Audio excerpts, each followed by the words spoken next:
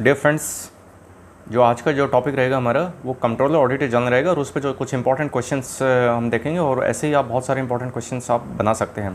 तो सबसे पहले let's have a preview on the CAG. Controller auditor general जो आपका एक बहुत पुराना ऑफिस है, इसी के under Indian audit and account service होती है जो डिपार्टमेंट, और उसमें Indian audit and account service के जो ऑफिसर्स होते हैं, जो आपका डिप्टी कैग होता है equivalent to the secretary of the government of India, वो आपका IAAS Indian audit and account service officer होता है। लेकिन ओवरऑल आपका कंट्रोल ऑडिटर जनरल जो होता है वो जनरली IAS अफसर लगाए जाते हैं। इसी कोई भी क्वालिफिकेशन जो है कॉन्स्टिट्यूशन में प्रिस्क्राइब नहीं है, पर generally due to the worst experience of the senior bureaucrats specially IAS, और जो आपके फाइनेंस मिनिस्ट्री में या डिफेंस मिनिस्ट्री में जो फाइनेंस से डील कर चुके हैं, तो जनरली ऐसा देखा जा रहा है कि उन्हीं ऑफिसर्स को ज़्यादातर लगाया जा रहा है। तो आपका जो कंट्रोलर ऑडिटर जनरल का ऑफिस कितना इंपॉर्टेंट है, आप इस बात से अंदाज़ा लगा सकते हैं कि भीमराव अंबेडकर साहब ने कॉन्स्टिट्यूशन असेंबली डिबेट्स में बोला था कि this is the most important office in the entire constitution, और it has been equated equivalent to the supreme court, chief election commission and UPSC। तो देखिए चारों जो ऑफिस हैं वो बड़े इंपॉर्टेंट है। आपका supreme court that is the final interpreter of the constitution, the UPSC to select the best talent, best candidate for the all India services, and election commission to conduct the free and fair election which lead to the democratization and the best people must sit in the parliament. So देखिए आप CAG, हालांकि जो इनका impeachment process है वो भी बहुत मुश्किल है चारों के चारों, और आप टेबल ऑफ प्रेसिडेंस में देखेंगे आपके ये जो टेबल ऑफ प्रेसिडेंस है वो आपका जो प्रेसिडेंट सेक्रेटरी से इशू होता है आपका, वहाँ पर भी ये 9th में एक ही उसमें इक्वलेंट है, तो इनकी इक्वलेंसी है। अब लेकिन यहाँ पे जो मैं थोड़ा सा कंपेयर करना चाह रहा हूँ कि जो शो मोटो पावर जो होती है, शो मोटो पावर आपके सुप्रीम कोर्ट के पास होती है, लेकिन आपके कंट्रोल ऑडिटर जनरल के पास नहीं होती। अगर ये पावर, शो मोटो पावर आपकी अपने आप विदाउट रिक्वेस्टिंग और reporting something to the CAG just takes suo motu on the report of newspaper or someone has written to the CAG or apprising about some scam, अगर ऐसा कुछ हो तो CAG ये बहुत मैं कहता हूँ कि एक ऐसा स्टेप होगा कि जैसे जुडिशरी ने एक अपने रिमार्केबल जजमेंट दिए हैं, और तो एक अकाउंटेबिलिटी की तरफ एक बहुत बड़ा स्टेप होगा। बट मेरे को लगता नहीं है कि एग्जीक्यूटिव ऐसा करेंगे कि कैग को शो मोटो की पावर देंगे। कैग के पास, तो मैंने पहले अपने उस वीडियो में बताया कि कैग सिर्फ 40%, देखिए CAG is the basically custodian, और यू कैन से जो कैग से जब आपका कंसोलिडेटेड फंड ऑफ इंडिया से पैसा निकाला जाता है तो कैग उसमें कुछ नहीं कर सकता, लेकिन जब वो फाइनेंशियल ईयर पूरा हो जाता है तब कैग ज़रूर उसको ऑडिट करता है, और फिर उसमें जो खामियां रही हैं, तो क्या प्रोसीजर लैप्स हुए हैं, तो कैग अपनी बहुत सारी रिपोर्ट्स निकालता है, और उस रिपोर्ट्स में वो कभी भी स्कैम वगैरह का वर्ड यूज़ नहीं करता। वो बेस्ट ऑप्शन देता है कि अगर मॉडल 1 से हम करते तो ऐसा, मॉडल 2 से ऐसा, और मॉडल 3 से होता तो इतना रेवेन्यू ज़्यादा मिलता। तो कैग एक बहुत ही वेल टेस्टेड इंस्टीट्यूशन है, और कैग में 3 लेवल की वेटिंग होती है। तो इसमें आपको पता है कि CAG is appointed by the president, no qualification has been prescribed in the constitution, the best generally IAS bureaucrats who has experience in the finance matters generally appointed to the CAG post. Removal process already impeachment, retirement age is 65 or 6 year, whichever is earlier. If someone is appointed at the age of 60, so he would be able to serve only 5 year because he has to retire at the age of 65 at the maximum. सो ये depend करता है, generally जो bureaucrats लगाए जाते हैं generally इसी as में लगाए जाते हैं आपके 60 में, क्योंकि सेंटर में जो रिटायरमेंट है जो 60 ईयर्स है, तो 60 और 61 के बीच में लगाए जाते हैं। आपकी जो कैग का टेन्योर ऑलरेडी हम कर चुके हैं, ऑफिस क्योर है, वंस ही इज अपॉइंटेड तो कोई भी ऐसा डिसीजन लिया जा सकता है कि उसकी सैलरी प्रिविलेजेस और अलाउंसेस को किसी तरीके से रिड्यूस किया जा सके, और उस सैलरी अलाउंसेस और pensions charge on the consolidated fund of India which is not debatable in the parliament, yes discussion में टेक प्लेस। तो इस तरीके से आप देख सकते हैं कैग का बड़ा इंपॉर्टेंट ऑफिस है। हाँ यस, कुछ खामी है वो मैंने उस वीडियो में ऑलरेडी, मेरी जो वीडियो कैग की उसमें बता चुका हूँ कि उसमें आपका जो इंफ्रास्ट्रक्चर प्रोजेक्ट्स हैं, PPP मॉडल है आपका सेल्फ हेल्प ग्रुप है आपका, ऐसे जो आपका NGOs को भी जैसे कुछ फंडिंग की जाती है तो वो ऑडिटेबल नहीं है। हाँ, अगर किसी एग्रीमेंट में अगर गवर्नमेंट और प्राइवेट एंटिटी के बीच में कोई एग्रीमेंट हुआ है, और at the description of the government that may refer to the audit of that institution or that company to the audit for CAG, yes that can be done। और उस पर already मैं एक बता चुका हूँ सुप्रीम कोर्ट का decision कि yes supreme court has favoured and arm, or you can say broaden the arms of the CAG for the audit। और मैं यहाँ पर ये भी बताना चाहूँगा कि आपका 1976 तक अकाउंटिंग प्लस ऑडिटिंग दोनों जो काम है वो कैग करता था, लेकिन सेंटर में अब सिर्फ और सिर्फ आपका जो ऑडिट का काम है वो कैग करता है, और जो अकाउंटिंग का जो काम है वो आपका कंट्रोलर जनरल ऑफ अकाउंट सीजे करते हैं। और ये जो आपका अंडर मिनिस्ट्री ऑफ फाइनेंस होता है, और इसमें जो ये जो रैंक होल्डर जो होता है ये इंडियन ऑडिट अकाउंट्स सर्विस का सीनियर ऑफिसर होता है, राइट। तो इस तरीके से आप देख सकते हैं सैलरी इनकी 2.5 लाख है अभी जो लेटेस्ट आपका कैग का है। और मैं आपको यही बताना चाहूँगा कि इसमें जो आपका आफ्टर रिटायरमेंट का जो इशू था, मैं ऑलरेडी उस वीडियो में काफ़ी अच्छे से डिटेल कर चुका हूँ कि इस पे इश्यूज उठते रहते हैं कि जैसे चतुर्वेदी साहब को गवर्नर बनाया गया आपका जो कैग थे, और कभी कभार जैसे बाकी कैग्स को भी रिटायरमेंट के बाद किसी इंक्वायरी कमेटी के चेयरमैन लगा दिया जाता है, तो तब भी इशू हो जाता है अपोजिशन वाले।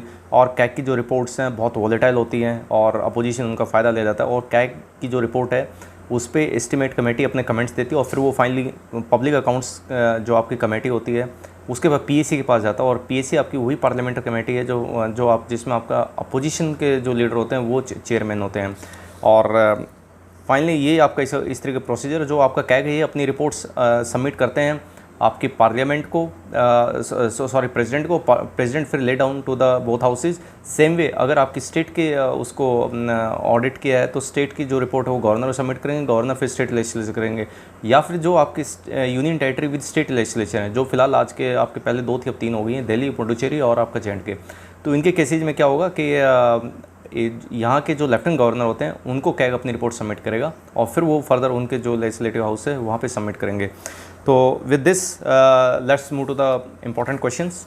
ये पहला क्वेश्चन है, who determine the salary allowances and other terms of the service of the CAG? Prime minister, finance minister, parliament, president. तो आप देख सकते हैं कि जो सैलरी अलाउंसेज और अदर टर्म्स ऑफ सर्विसेज हैं जो कैग की आपकी, जैसे कैग आपका डीपीसी एक्ट 1971 है, तो उसमें पार्लियामेंट डिसाइड करती है, राइट। तो आप पहले आपको सीधा don't jump to the answer, तो पहले आप खुद ट्राई करना फिर आपको आंसर देखना है, राइट। तो अब इस तरीके से आपका नेक्स्ट क्वेश्चन देखिए, who among the following holds his office at the pleasure of the president? ये यूपी जुडिशियल सर्विस का में आया हुआ है। तो देखिए आपका ये 4 ऑप्शन है, इसमें से कौन ऐसा है कि जो जिसका जो टर्म है वो pleasure of the president depend करता है। प्लेजर क्या होती है बेसिकली, प्रेसिडेंट को जब लगा ठीक है, नहीं लगा तो तभी कभी भी हटाया जा सकता है, तो यानी at the mercy of the government. और प्रेसिडेंट क्या है? President basically mercy of president, indirectly it is a mercy of the cabinet, और indirectly it is a mercy of the prime minister. तो speaker of Lok Sabha, attorney general of India, CAG and chairperson of UPSC. देखिए अभी मैंने बताया आपको CAG, UPSC ये तो आपके इम्पीचमेंट प्रोसेस से हटते हैं। जो स्पीकर ऑफ द लोकसभा है आपका, उसका आपको मैंने जब आपको इलेक्शन करवाए थे तो उसमें बताया था, तो वो आपके लोकसभा में अलग से उसका प्रोसीजर है। अटॉर्नी जनरल जो है आपका, he is at the pleasure of the president, he may be fired at any time. अब आप नेक्स्ट क्वेश्चन देखिए, कैग, ये असर्शन और रीजन ये बड़ा इंपॉर्टेंट है, जो यूपीएससी जिस तरीके से जो ट्रेंड आजकल पूछता है। The CAG of India in practice is an auditor general only. तो आपको तभी इमीडिएटली आना चाहिए कि मैंने अभी बताया था 1976 से पहले दोनों काम करता था, अकाउंटिंग प्लस ऑडिटिंग, लेकिन 1976 के बाद जो कैग है वो सिर्फ और सिर्फ ऑडिटिंग करता है, अकाउंटिंग का काम दूसरी अथॉरिटी कर रही है। हाँ स्टेट में, क्योंकि स्टेट के पास इतने फंडिंग नहीं थे तो स्टेट ने रिफ्यूज़ कर दिया था। और जो आपका स्टेट के लेवल पे क्या होता है कि आपका कैग दोनों काम करता है, अकाउंटिंग प्लस ऑडिटिंग, स्टेट के लिए, सिर्फ स्टेट के लिए कह रहा हूँ मैं। तो यहाँ पर आपका, और जो स्टेट लेवल पे आपका प्रिंसिपल आपका एजी कैडर का रैंक का ऑफिसर होता है Indian audit and account service का। अब रीजन क्या इसका, CAG has no control over the issue the money from the consolidated fund. तो सबसे पहले तो देखिए इन्होंने कहा controller auditor general in practice, नाम तो कंट्रोलर है but actually he is doing only auditing duty. तो ये बात सही है प्रैक्टिस में, तो यानी statement A is right. B के रीजन क्या कहते हैं इसके, CAG has no control over the issue money from the consolidated fund. Obviously consolidated fund से पैसा निकलता है, 1 साल तक तो कैग कुछ कर ही नहीं सकता, जो फाइनेंशियल ईयर खत्म हो जाता है उसके विदिन 1 मंथ फिर सारी रिपोर्ट्स और सब सारा मेमोज वगैरह सब कैग के पास जाते हैं। कैग यानी पोस्टमार्टम करता है जब काम हो चुका होता है, जब कांड हो चुका होता है। तो यहाँ पर देखिए आप both A and R true, R is not correct explanation, no R is the correct explanation of it, तो choice B is right. Which of the following is or are correct? Currently the CAG is interested with which of the following responsibilities? The audit of the receipt and the expenditure of the center and the each state. Yes. The audit of the accounts of any other authority when requested by the governor. Yes. Governor किसी भी authority को, even local bodies के matter को भी refer कर सकता है governor auditing के लिए कैग को। Compiling and maintaining accounts of the central government. Ascertaining and certifying the net proceeds of any tax और duty, controlling exchequer on behalf of the parliament during financial year. तो इसका जो इसका सही जवाब है, आपको इसकी स्टेटमेंट देखिए, पहली सही जवाब है, सेकंड स्टेटमेंट भी इसकी सही है, और फिर आपका इसका जो फोर्थ है, compiling maintain accounts of central government, ascertaining certifying the net proceeds of any tax. तो ये सर्टिफाई इशू करते हैं पूरे नेट। तो यानी जो आपका जितना आपका टैक्स कलेक्शन हुआ है और जितना उस टैक्स कलेक्शन को एक्सपेंडिचर करना पड़ा उसको माइनस करके जो नेट बनता है, तो वो नेट प्रोसीड ऑफ टैक्स बोलते हैं उसको, तो उसको कैग ही सर्टिफाई करते हैं। तो right answer is C. How can the control auditor general be remove from his post? B the same process है द जज of the supreme court remove. आगे जाने की जरूरत ही नहीं, सबको पता है कि सुप्रीम कोर्ट के जज की तरह इनको भी इम्पीच किया जा सकता है। तो correct answer is a. Which of the following is not work of the controller auditor general? तो अभी तक आप समझ चुके हैं क्या क्या काम क्या क्या है। He submits the reports related to the central government to the president of India. Yes, obviously president of India को देते हैं, president of India further lay down फिर पार्लियामेंट को करते हैं, बोथ हाउसेज को। He protects the consolidated fund of India. क्या ऐसा है? नहीं, वो प्रोटेक्ट नहीं करते हैं, वो बाद में ऑडिट करते हैं उसका। He submits the audit reports of the state government to the president of India. नहीं, स्टेट की जो गवर्नमेंट की रिपोर्ट होगी स्टेट उसकी वो गवर्नर को देंगे, प्रेसिडेंट को देंगे, तो सी भी गलत है आपका। He audits all the institution which receive the fund from the central government. तो ऐसा तो नहीं है, हमने बहुत सारे ऐसे देखे NGOs हैं, आपके सेल्फ हेल्प ग्रुप हैं, PPP मॉडल है, जहाँ पे पैसा जाता है लेकिन वो उनका ऑडिट नहीं होता। तो इसमें जो गलत है, हाँ इसमें एक ज़रूर ऑप्शन हो सकती है कि अगर उनका एग्रीमेंट में किया हुआ है तो तब, या अदर अथॉरिटी, तब रेफर किया जा सकता है। तो correct answer is C. He submits audit reports state government to the president of India. तो यानी स्टेट गवर्नमेंट का जो फंड उसकी तो रिपोर्टिंग करेगी गवर्नर का, तो इसमें कोई कन्फ्यूजन की जरूरत ही नहीं है, क्योंकि ऑप्शन भी एक ही है इसमें, सी इसका आंसर है। जैसे मान लिया ABC ऐसे लिखा होता, वो तब आपको कन्फ्यूजन हो सकता है जब बहुत सारे ऑप्शन हों, एक आपका ABC करके ऐसे करके, राइट। तो इस तरीके से which agency is not auditable by the CAG under the CAG DPC act 1977? जैसे NTPC आपका भारतीय एयरटेल है, UP पुलिस है, हरियाणा हायर एजुकेशन डिपार्टमेंट है, मैंने खुद ही बनाया। तो आप देख सकते हैं इसमें भारतीय एयरटेल है क्योंकि वो प्राइवेट एंटिटी है। हाँ, अगर उसके साथ PPP मॉडल में किया हुआ है और जैसे कि केस भी आया था और उसके तहत किया जा सकता है, लेकिन उसमें फिर इसमें आगे एक्सप्लेनेशन पूरा लिखा होता, तब आपका क्वेश्चन क्लियर होता। सिर्फ इतना लिखा होता तो इसका फिर आंसर B आएगा, राइट। अब एक ये state is a legal owner spectrum as a trust of the people and even though it is empowered to distribute the same, the process of distribution of the natural resources must be guided by the constitutional provision including the doctrine of equality and larger public good. तो it was held in which case? तो ये उस video में आपको देखना चाहिए, आपको याद होना चाहिए कि इंपॉर्टेंट केस लॉ है ये। तो किस में कहा था कि जो आपका स्टेट है वो नेचुरल रिसोर्सेज का ट्रस्टी है, हमने लोगों ने उसको ट्रस्ट करके दे रखा है, और वही the state is a trust of natural resources. तो स्टेट को जो डिस्ट्रीब्यूट करना है नेचुरल रिसोर्सेज को बहुत सोच समझ के करना है।